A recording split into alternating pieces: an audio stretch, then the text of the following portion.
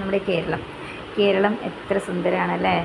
എത്ര ടൂറിസ്റ്റുകളൊക്കെയാണ് ഇങ്ങോട്ട് ആകർഷിച്ച് വരുന്നത് പല രാജ്യങ്ങളിൽ നിന്നും. എങ്കിൽ പോലും ഞാൻ നമ്മുടെ കേരളം പൂർണ്ണമായിട്ടും കണ്ടിട്ടില്ല കേട്ടോ. ഇപ്പോൾ 14ാമത്തെ ജില്ലയായ കാസർഗോഡ് എത്ര സുന്ദരമാണെന്നാണ് പറയപ്പെടുന്നത്. പലരും കാസർഗോഡത്തെ ആളുകൾ വളരെ എന്താ പറയുക, ഇന്നസെൻ്റ് ആയിട്ടുള്ള ആളുകളാണെന്നൊക്കെയാണ് പറയുന്നത്. പിന്നെ അതുപോലെ അവിടെ ഒരുപാട് കാണാനുണ്ട് എന്നൊക്കെ പറയും. പക്ഷേ ഞാനിതുവരെ എനിക്ക് പോകാൻ പറ്റിയിട്ടില്ല. ബേക്കൽ കോട്ട ബ്രിട്ടീഷുകാരുടെ കാലത്തൊക്കെ പണിതാണല്ലേ. പക്ഷേ അൺഫോർച്ചുനേറ്റ്ലി എനിക്ക് അവിടെ എത്താൻ പറ്റിയിട്ടില്ല.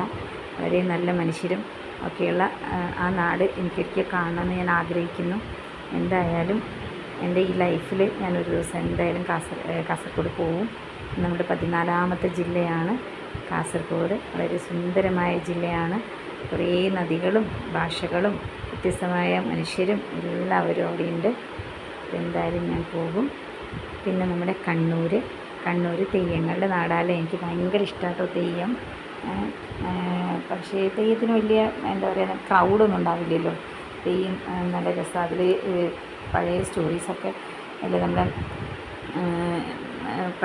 അതായത് മഹാഭാരതത്തിലെ രാമായണത്തിലെ കുറേ സ്റ്റോറീസൊക്കെ അതിൽ പറയും. പക്ഷെ എനിക്കൊന്നും മനസ്സിലാവില്ല.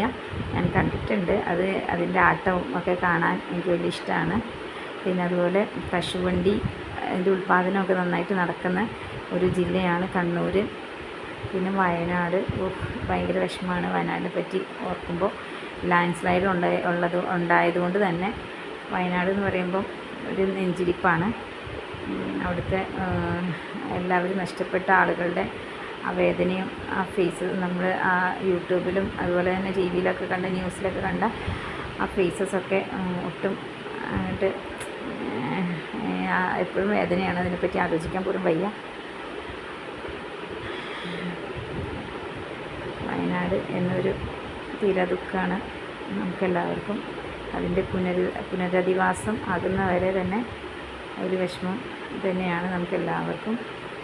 നമുക്ക് മാക്സിമം നമുക്ക് എന്തെങ്കിലും സഹായം അല്ലെങ്കിൽ സപ്പോർട്ട് ചെയ്യാൻ പറ്റിയെങ്കിൽ നമ്മൾ ചെയ്യാം.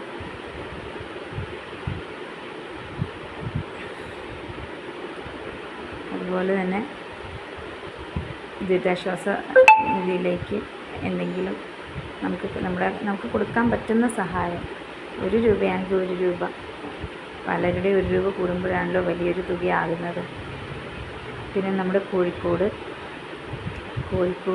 നമുക്കറിയാലോ, വളരെ നല്ല സ്ഥലമല്ലേ. വാസ്കോ ഡ ഗാമ കാപ്പാട് എന്ന സ്ഥലത്താണ് ആദ്യമായിട്ട് വന്നിറങ്ങിയത്. കേരളത്തിൽ ഫസ്റ്റ് വന്നിറങ്ങിയത് കാപ്പാടാണ്. അങ്ങനെയാണ് നമ്മളെപ്പോഴും കോഴിക്കോടിനെ പെട്ടെന്ന് ഓർക്കണത് അല്ലേ. പിന്നെ കോഴിക്കോട് നമ്മുടെ ആളുകൾ ഉണ്ടാക്കുന്ന ഫുഡ്, ബിരിയാണിയൊക്കെ ഭയങ്കര ടേസ്റ്റാണെന്നാണ് പറയുക. തലശ്ശേരി ബിരിയാണി അല്ലേ, ഭയങ്കര ടേസ്റ്റാണ് എന്നാണ് പറയുക. പണ്ട് ഞാൻ സാഗർ എന്ന് പറയുന്നൊരു ഹോട്ടലിൽ നിന്ന് ഫുഡ് കഴിച്ചിട്ടുണ്ട് കേട്ടോ. ഭയങ്കര ടേസ്റ്റായിരുന്നു ആ ബിരിയാണി.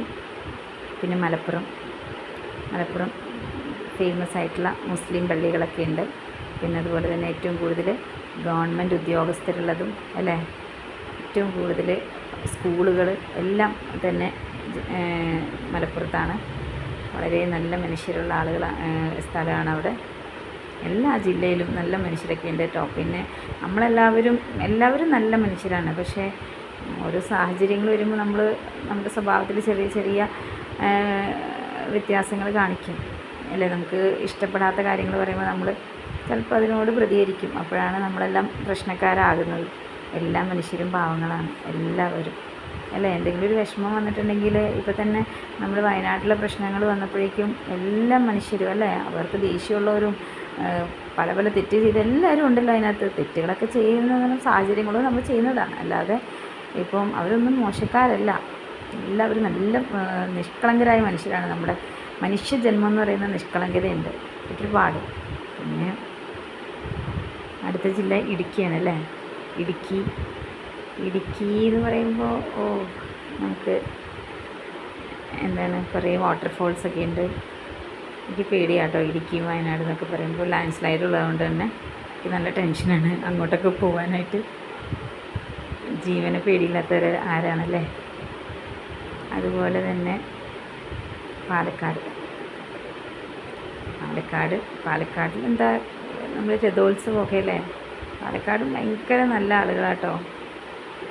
പിന്നെ തൃശ്ശൂർ, എൻ്റെ ജന്മനാടാണ് തൃശ്ശൂർ. പിന്നെ പൂരങ്ങളുടെ നാടല്ലേ, വടക്കുനാഥ, ഗുരുവായൂരമ്പലം എല്ലാം ഉണ്ട്. നല്ല നല്ല മനുഷ്യർ. അതിരപ്പള്ളി, എറണാകുളത്ത് എന്തെന്നാ, എറണാകുളത്ത് മലയാറ്റൂർ അല്ലേ, മലയാറ്റൂർ പള്ളി. പിന്നെ എറണാകുളം എന്ന് പറയുമ്പോൾ നമുക്കറിയാമല്ലോ, എല്ലാം ഉണ്ട്. എന്താ ഇല്ലാത്ത മെട്രോപൊളിറ്റൻ സിറ്റിയാണ്. ശരിക്കും ഒരു കാനഡയിലൊക്കെ ജീവിക്കുന്ന പ്രതീതിയാണ് അവിടെ.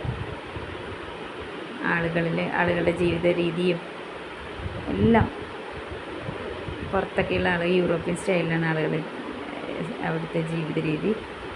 പിന്നെ നമ്മുടെ ആലപ്പുഴ, ഞാൻ കുറേ നാൾ അവിടെ വർക്ക് ചെയ്തിട്ടോ, ആലപ്പുഴയിൽ കുട്ടനാട്.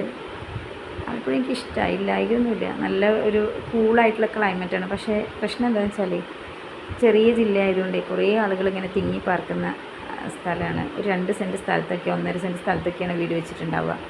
അപ്പോൾ ഈ വേസ്റ്റ് അങ്ങനെയുള്ള സംഭവങ്ങളൊക്കെ നമുക്കത് അതിൻ്റെയൊക്കെ പ്രോബ്ലംസാണ് മെയിനായിട്ട് വരുന്നത്. പിന്നെ വെള്ളത്തിൽ അത് തന്നെ, അതായത് നമ്മൾ വേസ്റ്റ് ഡെപ്പോസിറ്റ് ചെയ്യാനുള്ളൊരു അല്ലെങ്കിൽ അത് നശിപ്പിക്കാനുള്ളൊരു പ്രോബ്ലമാണ് അവിടെ ഉള്ളത്.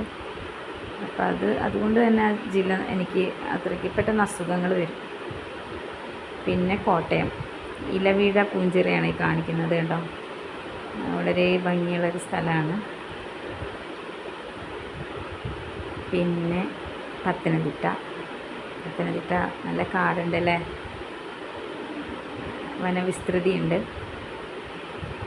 പിന്നെ കോന്നി, റാന്നി എന്നൊക്കെ പറയുന്ന സ്ഥലങ്ങളൊക്കെ ഉണ്ട്. ആനകൾ ഇഷ്ടം പോലെ ഉണ്ട്. നല്ല നിഷ്കളങ്കരായ ഒരുപാട് മനുഷ്യരുണ്ട്. പത്തനംതിട്ടയിലൊക്കെ ഞാൻ പോയിട്ടുണ്ട് കേട്ടോ. നല്ല സ്ഥലം, എനിക്കിഷ്ടം. ഞാൻ പോകാത്ത 2-3 ജില്ലകളേ ഉള്ളൂ, ബാക്കിയെല്ലാം പോയിട്ടുണ്ട്. പിന്നെ വരുന്നത് നമ്മുടെ കൊല്ലം ജില്ലയാണ്. കൊല്ലം ജില്ലയിൽ ഞാൻ ഒരുപാട് വർഷങ്ങൾ താമസിച്ചിട്ടുണ്ട്. കൊല്ലം കണ്ടവന് ഇല്ലം വേണ്ട എന്നാണ്. അവിടെ നിന്ന് പോയാൽ നമ്മൾ അവിടെ അങ്ങ് ആയിപ്പോവും. പിന്നെ അവിടെ നിന്ന് ഇങ്ങോട്ട് വരാൻ തോന്നുന്നു. കൊല്ലം നല്ല സ്ഥലമാണ്. കൊല്ലത്തെ ആളുകളെല്ലാം വളരെ നല്ല മനുഷ്യരാണ്. എല്ലായിടത്തെ ആളുകൾ നല്ലതാട്ടോ. ഇതിങ്ങനെ വെറുതെ ഇങ്ങനെ റിപ്പീറ്റ് ചെയ്ത് പറയുമ്പോൾ നിങ്ങൾക്ക് തന്നെ ദേഷ്യം വരും. പിന്നെ ട്രിവാൻഡ്രം, ഞാൻ ട്രിവാൻഡ്രത്തെ national institute of speech and hearing എന്ന സ്ഥലത്താണ്, കോളേജിലാണ് ഞാൻ പഠിച്ചത്. പൂജപ്പുരയിലായിരുന്നു, അതിപ്പം ആക്കുളത്തേക്ക് മാറ്റി. നിഷ് എന്ന് പറയുന്നത് നിങ്ങൾക്ക് അറിയാമായിരിക്കും, ട്രിവാൻഡ്രംകാർക്ക് അറിയാം. അവിടെയാണ് ഞാൻ പഠിച്ചത്. അപ്പം ട്രിവാൻഡ്രം നമുക്കൊരു എന്താ പറയുക, എല്ലാ സ്ഥലങ്ങളും നമുക്കറിയാമായിരുന്നു. ഒരുപാട് ദൂരം എല്ലായിടത്തും പോയിട്ടുണ്ട്. മിക്ക തിയേറ്ററുകളിലും സിനിമ കണ്ടിട്ടുണ്ട് ഫ്രണ്ട്സുമായിട്ട് പോയിട്ട്.